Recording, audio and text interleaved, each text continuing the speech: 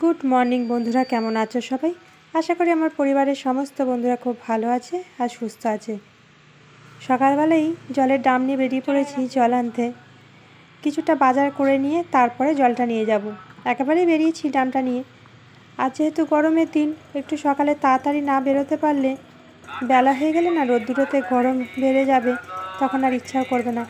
আর এইখান থেকে আমরা আর কি খাবার জলটা নিয়ে যাই। শুধু খাবার জল নয়, রান্নাও হয় এই জলেতে, ফিল্টার ওয়াটার।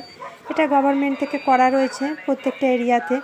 5 টাকা দিলে 20 লিটার জল পড়বে। আমি আগেও হয়তো তোমাদের সঙ্গে শেয়ার করেছি, বাট আজকে আরও একবার শেয়ার করলাম। এখান থেকে নিয়ে যাই। আর সকালের দিকে যেহেতু গিয়েছিলাম তাড়াতাড়ি, সেই জন্য না একটু খালিও ছিল। একটু বেলা হয়ে গেলে বা বিকেলের দিকে গেলে তখন আবার ভিড়টাও বেশি হয়ে যায়। যাই হোক, ফেরার পথে দুধটাও নিয়ে এসেছি, আর তার সঙ্গে কিছু সবজিও নিয়ে এসেছি। আগে দুধগুলো ধুয়ে পরিষ্কার করে নিয়ে না ফ্রিজে ভরে দেবো। তারপরে কি করব, ঘরের সমস্ত কাজকর্মগুলো করতে থাকবো। আর এদিকে দেখো, জানলাটা বন্ধ করে দিয়েছি, কেননা বাইরে না পাশেই বাড়ি হচ্ছে আর কল হচ্ছে, সেই জন্য ভীষণ পরিমাণে আওয়াজ হচ্ছে। আর এখানে যখনই বোড়েল তৈরি হয়, মাটি কেটে গাড়ি করে বোড়েল তৈরি হয়, আর সেই মেশিনটা না খুব আওয়াজ হয়। আর সারা দিন ধরে সেই আওয়াজটাই হচ্ছে বলে জানলা দরজা সমস্তটা বন্ধ করে রেখে দিতে হয়েছে। আর এদিকে দেখো, পুরনো 2 প্যাকেট দুধ ছিল, সেগুলোকে না আগে বার করে নিলাম, সেগুলোকে সামনে রেখে দেবো। আর যেগুলো আজকে নিয়ে এসেছি সেগুলো না ভিতর দিকে রেখে দিচ্ছি, নাহলে কী হবে, আজকে টাটকা দুধটা আগে খাওয়া হয়ে যাবে আর পুরনোগুলো পড়ে থাকবে আর খারাপ হয়ে যেতে পারে। আর এইটা হচ্ছে মজগে জল, যেটা তোমাদের সঙ্গে শেয়ার করেছিলাম, বাটার মিল্কও বলে। তবে এটাতে পেঁয়াজ দেওয়া থাকে না। আমি বাড়িতে যেটা পেঁয়াজ দিয়ে বানিয়েছিলাম সেটা আলাদা, আর এই বাটার মিল্কটা একটু আলাদা টেস্টে। গরমের সময় বেশ ভালোই লাগে খেতে, সেই জন্য 2 প্যাকেট নিয়ে চলে এসেছিলাম। যাই হোক, এইগুলোকে গুছিয়ে নিয়ে না আগে ঘরটা পরিষ্কার করে নিলাম। কেননা সকালবেলা ঘুম থেকে উঠে যখন বেরিয়েছিলাম তখন পরি শুয়েছিল, সেই জন্য ঘরটা ক্লিন করা হয়নি। এখন ঘরটা ক্লিন করে নিয়ে তারপর কাজে লেগে পড়বো। আজকে যে টপিকটা নিয়ে তোমাদের সঙ্গে আলোচনা করব, মানসিক অস্থিরতা থেকে কিভাবে মুক্তি পাওয়া যায়। আমাদের মনের মধ্যে, মনের ইচ্ছার বাইরে কোনো কিছু খারাপ ঘটলে বা ঘটতেই থাকলে আমরা কিন্তু মানসিক অস্থিরতায় ভুগি।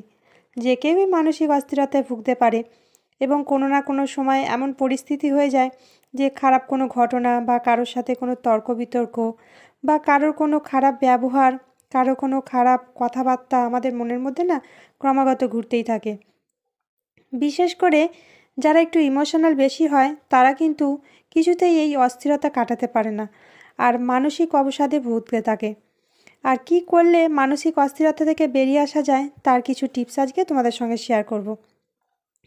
আর এখানে দেখো, সকালে জলখাবারের জন্য না একটু ময়দা আর বেসন দিয়ে আর কি চিলা বানাবো, তার সঙ্গে সবজিও দেবো।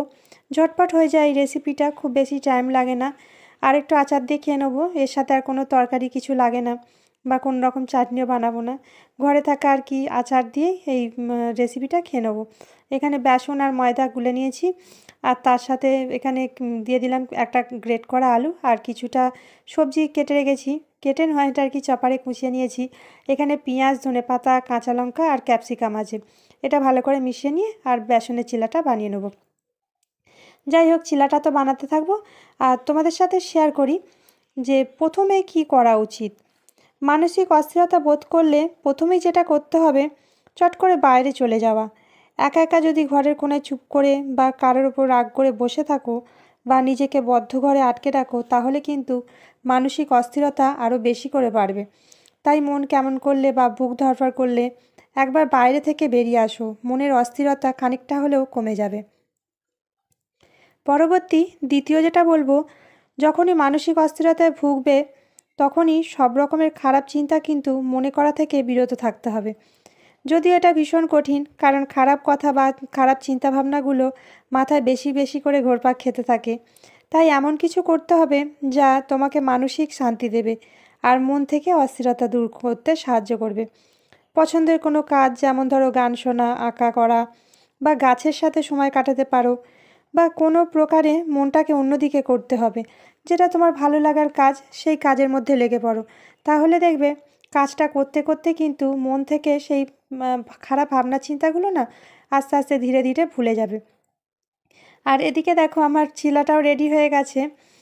একটা একটা করে করতে একটু সময় লেগে যায়, যদিও খেতে খুবই ভালো লাগে আর ঝটপট হয়েও যায়।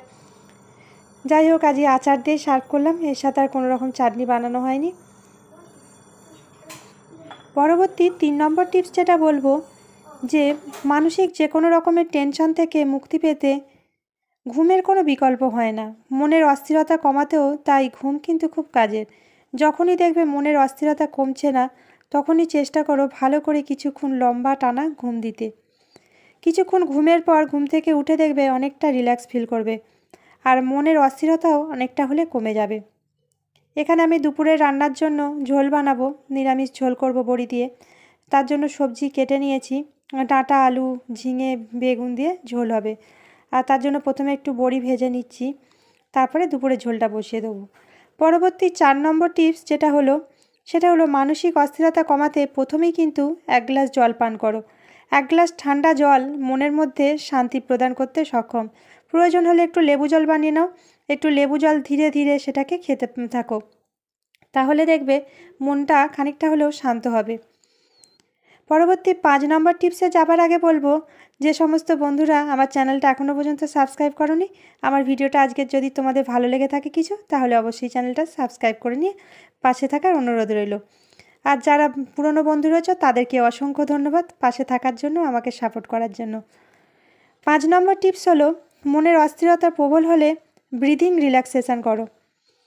নাক দিয়ে ধীরে ধীরে গভীর শ্বাস নাও, আর শরীরের ভিতরে খালি জায়গা বাতাসে ভরে ফেলো। যখন অনেকটা বাতাস শরীরের মধ্যে ভরে যাবে, দমটা অল্প কিছুক্ষণের জন্য আটকে রাখো, তারপর মুখ দিয়ে ধীরে ধীরে শ্বাস ছাড়ো। এইভাবে পরপর 3 থেকে 4 বার করো, দেখবে কিছুটা মনটা শান্ত হবে। মনটা যখন অনেকটা অস্থিরতা বেড়ে যায় না, তখন আমরা যেমন মনের ভিতর থেকে যেন একটা কষ্ট পেতে থাকি, সেই কষ্টটাকে কমানোর জন্য এইভাবে ব্রিথিং এক্সারসাইজটা কিছুক্ষণ হলেও করো।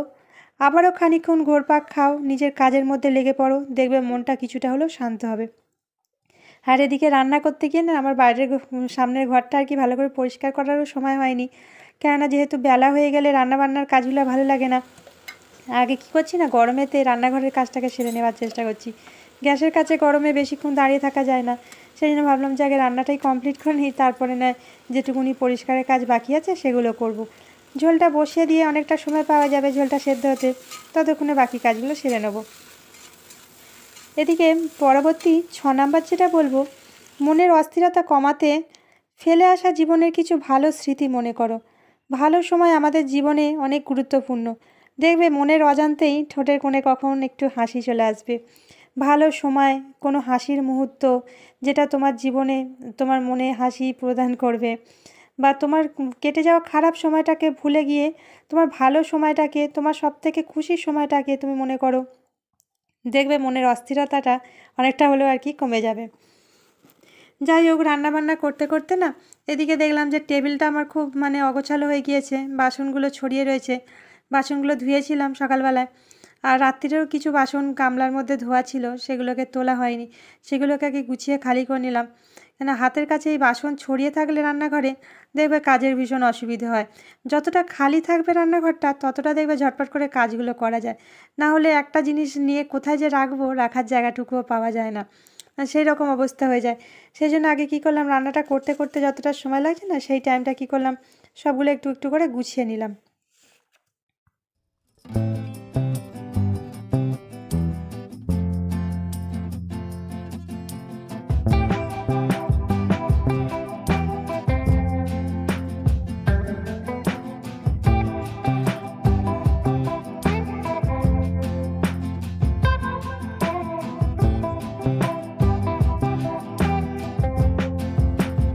এখন একটু হাতে সময় নিয়ে বসে পড়েছি শাক পাতা বাছতে। শাকগুলো বেছে নেব। লাল শাকটা যে ভাজা করব, আর মেথি শাকটা যেটা নিয়ে এসেছি সেটা ভালো করে পরিষ্কার করে বেছে না রেখে দেবো ফ্রিজের মধ্যে, অন্যদিন রান্না হবে। যাই হোক, শাকটা কাটতে থাকি। আর তার সঙ্গে পরবর্তী 7 নাম্বার টিপস যেটা বলবো, যে মানসিক অস্থিরতা থেকে মুক্তি পেতে বা মনের অশান্তি কমাতে সবথেকে ভালো একটা টিপস হলো উল্টো দিক থেকে সংখ্যা গোনা। যেমন ধরো 100 থেকে শুরু করে 100, 99, 98, এভাবে উল্টো দিক থেকে যদি সংখ্যা গোনা যায়, তাহলে কিন্তু মাথার মধ্যে সেই নাম্বারটাই ঘুরতে থাকে। আর গবেষণায় দেখা গেছে বিভিন্ন মানসিক টেনশনেতে কিন্তু এই পদ্ধতি বেশ কাজের। এইভাবে কিছুটা হলেও মনের মধ্যে শান্তি আসবে। আর মনটা না অন্যদিকে চলে যায়। সেই রকম একটা ভালো টিপস, তোমরা কিন্তু এটা কাজে লাগিয়ে দেখতে পারো। যখনই কোনো মনের অশান্তিতে ভুগবে বা মনের মধ্যে নানা রকম টানাপোড়েন হতে থাকে, তখন দেখবে এই উল্টো দিক থেকে সংখ্যা গোনার কাজটা কিন্তু খুব ভালো। আর এখানে আমি শাক ভাজা বসিয়ে দিয়েছি, একটু পেঁয়াজ ফোড়ন দিয়েছি, তার সঙ্গে কালো জিরে ফোড়ন দিয়ে লাল শাক ভাজা করে নিলাম। আর রান্নাবান্না কমপ্লিট করে না আগে রান্নাঘরটা পরিষ্কার করে নিয়েছি, তারপরে এবার ঘরটা মুছে নিয়ে তারপরে এবার স্নানে যাব। দুপুরে স্নান খাওয়া সেরে নিয়ে একটু তরমুজ কেটে নিচ্ছিলাম। কিছুটা তরমুজ ফ্রিজে কাটা ছিল, সেটা খাওয়া হয়ে গিয়েছে। আর বাকি কিছুটা ছিল। গরমের সময় না এই তরমুজটাই খেতে বেশি ভালো লাগছে, যদি একটু ফ্রিজে রেখে দেওয়া যায় ঠান্ডা করে তরমুজ, ভীষণ রকম ভালো লাগছে গরমের দিনে। আর গরমের দিনে একটু ফল খাওয়ারও প্রয়োজন রয়েছে। যদিও এই মুহূর্তে ব্যাঙ্গালোরে কিছুটা হলেও ঠান্ডা আর কি হয়ে গিয়েছে, স্বস্তি নিঃশ্বাস পাওয়া যাচ্ছে। তবে ভিডিওটা কয়েকটা দিনের আগের, সেই সময়টা ভীষণ রকম গরম ছিল।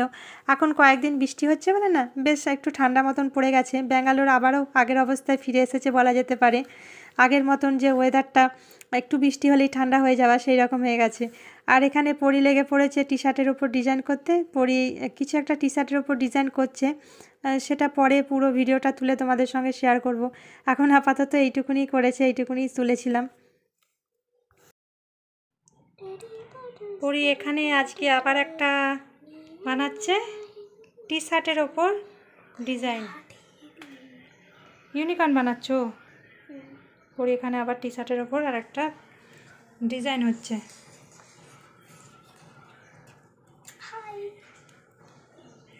বিকালবেলা একটুখানি ঘুরতে বেরিয়ে পড়লাম, এসেছি কিন্তু প্রচণ্ড পরিমাণে গরমটা রয়েছে। গরমেতে না যেন ঘর থেকে বেরোতে ইচ্ছা করছে না, তবে একটুখানি জোর করে বেরোলাম।